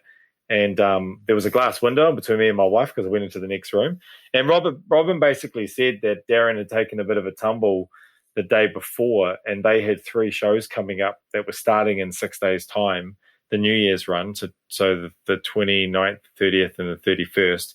And would I be able to train up as a backup for Darren in 6 days over Christmas, basically? Would I be able to learn a 90-minute drum and bass set that's on average between 180 and 200 BPM of 13 to 14 songs? Yeah. And one of them is like 2 songs stuck together, which is 16 minutes long. Yeah. And would I be able to get that together in 6 days' time? And I was looking at my wife through the window going, oh my God, like, this is so hard out, because the gravity of what she was saying, but also just like I had to say yes as well. There was no way I couldn't say yes to it. And I just said to her, "Robin, whatever you need, man, she goes, we don't know how Darren's going to be when it comes to the gig. We just need to know that you'll be available for backup, and we'll just see how he fares through the week. And I was like, yeah, awesome. No problems, man. I'll do that. And so she goes, cool, their manager will call you tomorrow, who's Maddie from Concord Dawn. He manages Quarter and Shapeshifter. And so he called me the next morning, which is now the Wednesday, and he's like, okay, bro, I can send you a live gig from October. It's an hour 40 long. I can tell you the set list that they're planning on doing, which is 13 of the songs that you'll have to find in that live footage, cut them out. And then I edited together a live set of video and audio. And then just from Wednesday through to Sunday, bro. So bearing in mind, Christmas was on the Friday. Hadn't seen my family in 5 weeks. And we were still trying to like start our life, I suppose. I just saw a big clock in front of my head, a big digital clock counting down, and I just started grinding, bro. So I just said to my wife, any moment you need me, come and get me. Any moment you don't need me, I'll be upstairs on the practice pads. And so every spare moment I was listening to the set in order and sequence. So from the first song to the last song, I never listened to it out of sequence, so that the ending of every song triggered the memory of the next song kicking in. I basically ran through all the songs loosely just on the acoustic kit, just jamming to them for the first day, just running through them out one after another, and then back through them again, getting an idea of where every song is individually. And then that was Thursday at that point. Then we had Christmas Day. We're having a big lunch at our family, so I went home twice during that lunch to go have an hour on the kit, because it was going to be a whole day at the families. My wife let me on the practice pad, so I'd nip off. The family were really excited too, so they were fine with it as well. But at that point, I was a bit worried that I might have bitten off more than I could chew, because it was just so much information, bro. Yeah. I knew Shapies, but I hadn't gone deep on them before. So it was just like a fucking influx of their music. Yeah. And I was watching live versions. I was watching every time we were sitting in the lounge, it was on Spotify. It was like wherever I could listen to it, I was. And if I could be playing it, I would be. And then it got to Saturday, and I hadn't introduced the SPDSX yet, because Darren plays an acoustic kit with a rolling pad to the side, and he triggers breakbeats for about 5 songs. Sections, he'll just drop a jungle groove in it, right? So that's a whole nother kettle of fish. So every song you're changing the patch, and then for some of them you're triggering the jungle grooves. And I didn't have an SPDSX, but their sound man's Tiki Tane, and he lives here in Papamoa, and so he messaged to say that he could drop off his spare one. So he drops off his spare SPDSX, and at that point I was 90% ready on the acoustic kit. So I'm ready to bring in another element now, which is the SPDSX, and figure that out. Darren emailed me the backup of their set for the SPDSX. Plug it into the SPDSX, boot it up, take it upstairs, and the SPDSX dies on me, bro. And I was like, oh my God, bro. It was Saturday at that point. I had one more day. They were picking me up on Monday morning at 10 in the morning. And I was like, oh, fuck, it's all fucked. And so I scrapped that and went back into working on the material and tightening the bolts and the details of like the stops and the starts and the pauses and all that sort of stuff, and basically worked on that last 10%. And then on Sunday morning, I just bit the bullet and I went to the rock shop in Tauranga, and they only had one SPDSX, bro, in the whole of BOP, and it was one they had there. And I just bought it because I was like, this isn't just an investment in the gig, it's an investment in me. I don't care. So I just did what I had to do, bro. I bought the SPDSX, and they're not cheap, bro, especially over here. But, you know, it was just sort of for the greater good, man. And that afternoon, I got all the parts organized, and I figured out where he's dropping the beats, because there were no notes, bro. I just had to sort of figure it out, because Darren was pretty wasted. He sort of needed his downtime, and they hadn't been in this situation before. No one's filled in for Darren since he's been playing in the band. And so, yeah, bro, by Sunday night, it's fair to say that I was ready, and I went to sleep. I actually slept well that night. I was confident, bro. And then the guitar tech picked me up the next morning, and we drove to Gisborne. And when I got to Gisborne, they had actually booked out a school there for Darren to basically see how he feels, because he hadn't jumped on the kit since he had for about 2 weeks at that point, I think. And I got to the school, and you know, I was meeting the band as the guy that could potentially be filling in for Darren. So it was a bit weird, bro. Not with Darren, but with everyone. You know, like not with Maddie either or Robin, because they are the ones that called on me. But the band were like, they weren't stink or anything. It was just obviously an odd situation. And so I just went in and I just said, boys, love your music, man. I've just gone deep on that shit for 6 days. Just know you don't have to entertain me here, man. I'm just here to make you guys feel good. if Darren's all G, great, bro, I'll just stand beside him, man, and just if he's at any point he needs me, I'm good to go. But if not, if he doesn't need me, that's totally sweet. Just know that I'm only here to help and it's all good. And then from that moment onwards, man, it was just like the most amazing 4 days with a bunch of incredible people. And I was just there looking after my boy, and it was awesome, bro. That's wicked. And I didn't even have to touch the drums once. That's the funny thing. So the first gig was a little bit hairy. He gassed out a little bit at the start. I think he sort of, he realized he just started sort of, you could tell that he had pushed it a bit hard. And me and the drum tech, Damien, were giving each other the eye. It was a little bit like, shit, do we need to tap him out? But he pulled back a bit, and then he sort of got his energy levels right, finished out the gig. And once he finished that gig, I knew he was going to be fine. And all I had to do was sort of stand side stage with my in-ears and holding my sticks, just ready, bro. And if he needed me to switch him out, I was good to go. And I was ready. And I just did what I had to do to. And so it was cool because I found out that had I said no, then they would have had to cancel the shows because they didn't have any other choice. Everyone else was gigging. I was the only guy that wasn't gigging because I just arrived in the country. Yeah, right. So that's sort of why they called me, which is great for me. Yeah, but for sure. But it was also great too because I said yes, and I'm now the guy that said yes, bro. I'm not you're the guy. No. Exactly. I was about to say that. You're that guy. That's cool, man. That's cool. And yeah, we amazing experience, bro. Yeah, we spoke before we recorded about I had Darren very early on in the podcast, like episode 12 or whatever it was, and that was a funny story because I'd sent when I first started the podcast, I was sending messages out to people and just to see, just random, just chucking it out there, got to give it a crack. And 3 o'clock in the morning, a Saturday morning, I get a message come up on my phone and it was Darren. Yeah, bro, that'd be great, man. We're playing tonight, blah, because we had, I knew that they were coming to town and I was kind of thinking, maybe, if he gets in touch, we could sort of meet up and have a chat, And then that idea sort of died away. And then when I got this message at 3 a.m, and he said, "Hey, yep, come along, I'll put you on the door."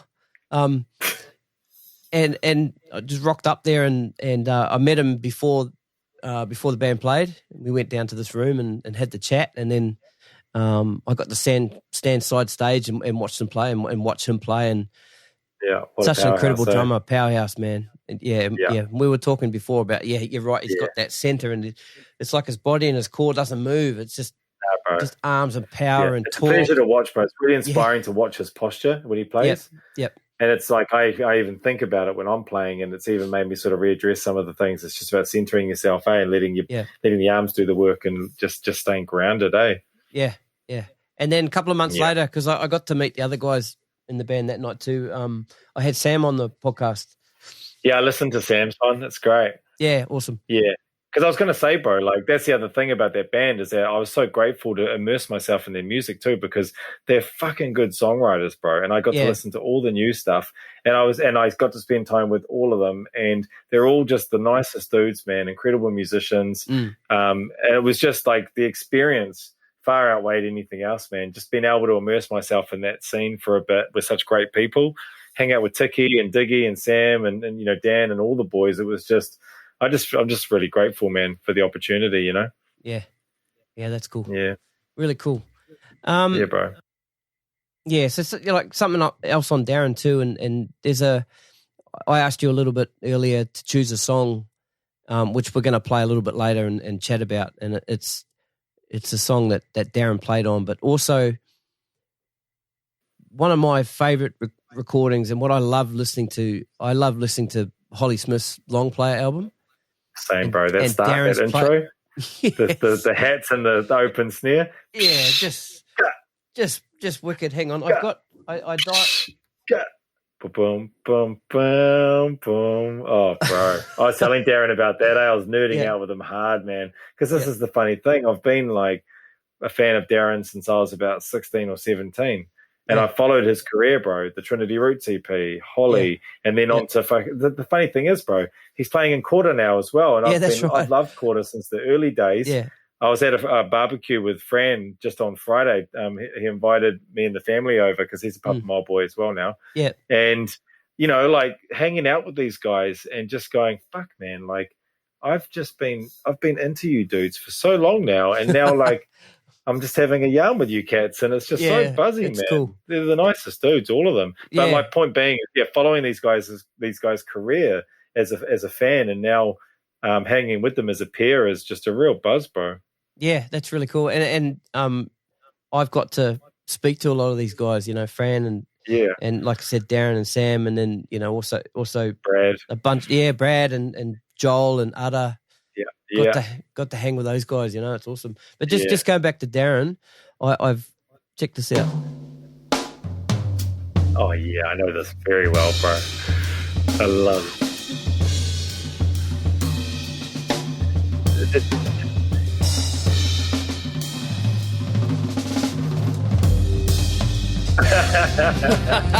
Bro, I'm listening to that intro. And I love the stick hit. I love the stick hit that he does in the middle of it, over the roll. Yeah. Bro, I love that intro. That is so good. That's his jazz chops, eh? God, he's a bastard. That's it. And then there's this one.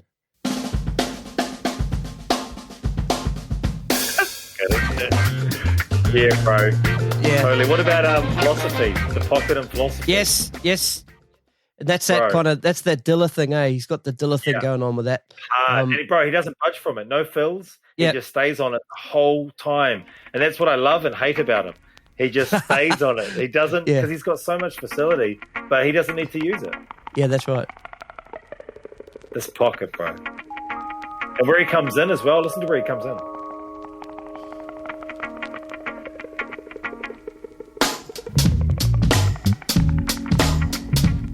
So good, man. Yeah, and he just sits on that. Yeah. And that's real hard too, man. I've played along to that song, and it's way more Dilla than what you even think it is when you're actually playing it. Yeah. It's hard, bro. Yeah. It's funny you say that because... as well. Yeah, and because, Dilla, those beats were machines, man. I know. And you've got... he's swagging hard, but he's real metronomic too. It's a weird groove because he's so on, but he's so in that swag feel as well. He's pretty much as swag as you could be on it before it becomes a swing groove, Yeah. It's so good, man. Yeah. See, Darren's old drum teacher, he was my drum teacher at school. Who's that? Lance Phillip. Oh, true. I haven't heard of him. Yeah, he's based out of the uni down there in Wellington, and he has been for years, and he plays in the Roger Fox big band. Oh yeah, I've heard of them. Yeah, I've interviewed him. Go back and listen to that, and you get to know a little bit about Lance. He's an incredible drummer, incredible musician, and like it. Yeah, someone everyone should know about, I think. Yeah, definitely. That's awesome. I mean, if he taught you and Darren, that's awesome. That's well, don't compare me. I'm throwing you in there, bro. No, bro. All right. Well, let's talk about your song now that I asked you to choose today. So before I start playing it, if you can introduce it. Tell me how you came up with the song and why it's the song that's had that big impact. Yeah, I suppose regardless. Okay, so this song has a couple of meanings for me. For one, it's Trinity Roots, and so Trinity Roots is sort of my Warren's he's my messiah in New Zealand. He's him and Neil, they're my guys. I've been a fan of Warren all through his career as well, and his story, being a tutor at the jazz school in Wellington and stuff. And so back in the early days, just watching him do his thing and listening to it all and stuff. And I got into the EP, and this is when I found out about Darren, because Darren played on the EP, but he didn't play on the album. And so regardless of the drumming that Darren does on the EP, which is the song that we're about to play, when the album came out, the same song was released on the album as an acoustic version. There's no drums on it. Mm-hmm. And it's one of the most loveliest songs, and the sentiment behind it. It's forever one of my favorite songs. There's a beautiful video that goes with it. I listen to this song, honestly, bro, all the time. I can never get enough of this song just because it's just so friggin' beautiful. And then just the lyrics as well. So it's called The Little Things. And basically the whole point being it's the little things that matter. And so when you listen to the acoustic version, it's just a beautiful love song to life. And then when you listen to the EP version, you get to hear Darren do a live drum and bass groove over it. And I got to ask him about this groove because I've been fanning out. I know this groove really well. I'll try not to talk while we listen to parts of it because I won't be able to hear it. But I know all his blemishes and details that he does in it. He does a triplet feel about 3/4 of the way through where he actually pulls off. I know this very well, bro. And I got to ask him what snare he used. He used a 12-inch Brady she-oak. And like at that time, he was deep in jungle, which is so cool that he's in Shapeshifter now. Yeah, exactly. I don't think they probably knew his history actually, because Shapies was sort of doing their thing back then as well. They've been together for 21 years now. Yeah. But it's a real cool full circle for D and Shapeshifter. This guy was doing jungle back then, bro, live when not many cats were, and really, really well. So, yeah, I just think this is a really cool piece of history of Darren and Trinity roots, and in the bigger picture of Trinity as well, because the song is even more than this to me. Yeah. Please, check my eyes. Let's go.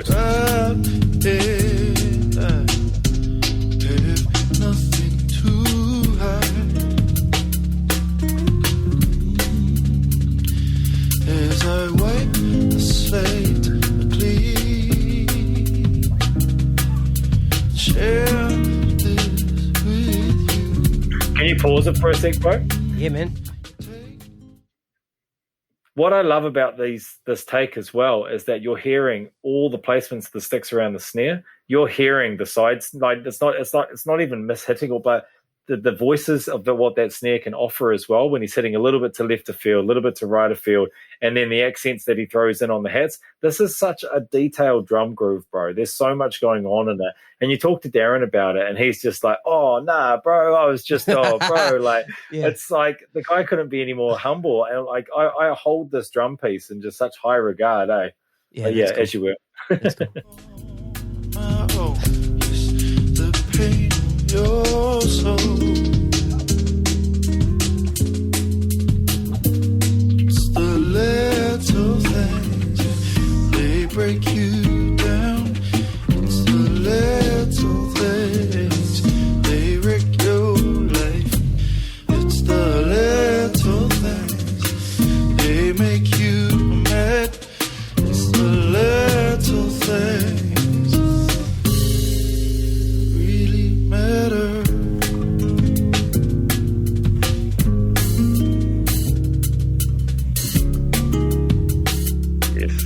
Here it comes, eh?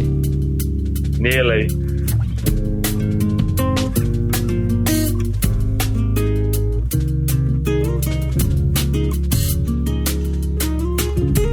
Oh, yeah. Yeah, there you go. That's it there. There's another one too, though, bro. There's another one a little bit later. Right. It's a fill. Yes. And times, they make you strong. Oh. You take your Another beautiful fill there. Pass it around. Pass it around. To this. Here we go. Move on. It's the left. They break you down. It's the little thing. It's like, bro, what the hell? What so good. It's the little things, they make you mad. It's the little things. So good. It's funny though, like I've talked to a few people about that track, and some people just don't get on my level with it. But but man, that drum take just, I don't know, it just does it for me so much. It's the details too, like his dynamics in it, the ghosting in it. He's got full control the whole time. There's nothing there that he didn't intend to do. There's no mistakes. It's just exactly, and that's the thing with Darren. He knows how to play, bro. He knows how to control the situation, Yeah. Yeah. Wicked, man. All right. So what are you up to now? What's coming up in the pipeline? How's the rest of 2021 looking? You're in the right place, definitely, in the world. to be living out 2021. Yeah. What's the go? What's on the fly? Yeah, so it's been a bit of a transition period. Obviously, leaving Melbourne, selling the business and stuff has sort of given me an opportunity to sort of reassess where I want to go going forward. But there's also like a moment in time too where I've got a brief period here where I can upskill if I choose to. And so I've only been here 8 weeks. It's only been a short while, but things have been sort of pumping along pretty quick. So I've been actually in the last couple of weeks in particular. My goal for 2021 was to learn how to record myself and get into production for myself, essentially. Yep. So I'm going to be working with a few audio companies this year and whatnot, stuff that will sort of be announced a little bit later. But that was my personal goal, was to conquer how to record myself. And then at the same time, man, like I've always, because I play guitar and a little bit of piano, not much, but a little bit. And we've got a keyboard because my daughter plays piano. I've actually wanted to get better at the theory side of things as well, because I've always wanted to be like an all-encompassed musician.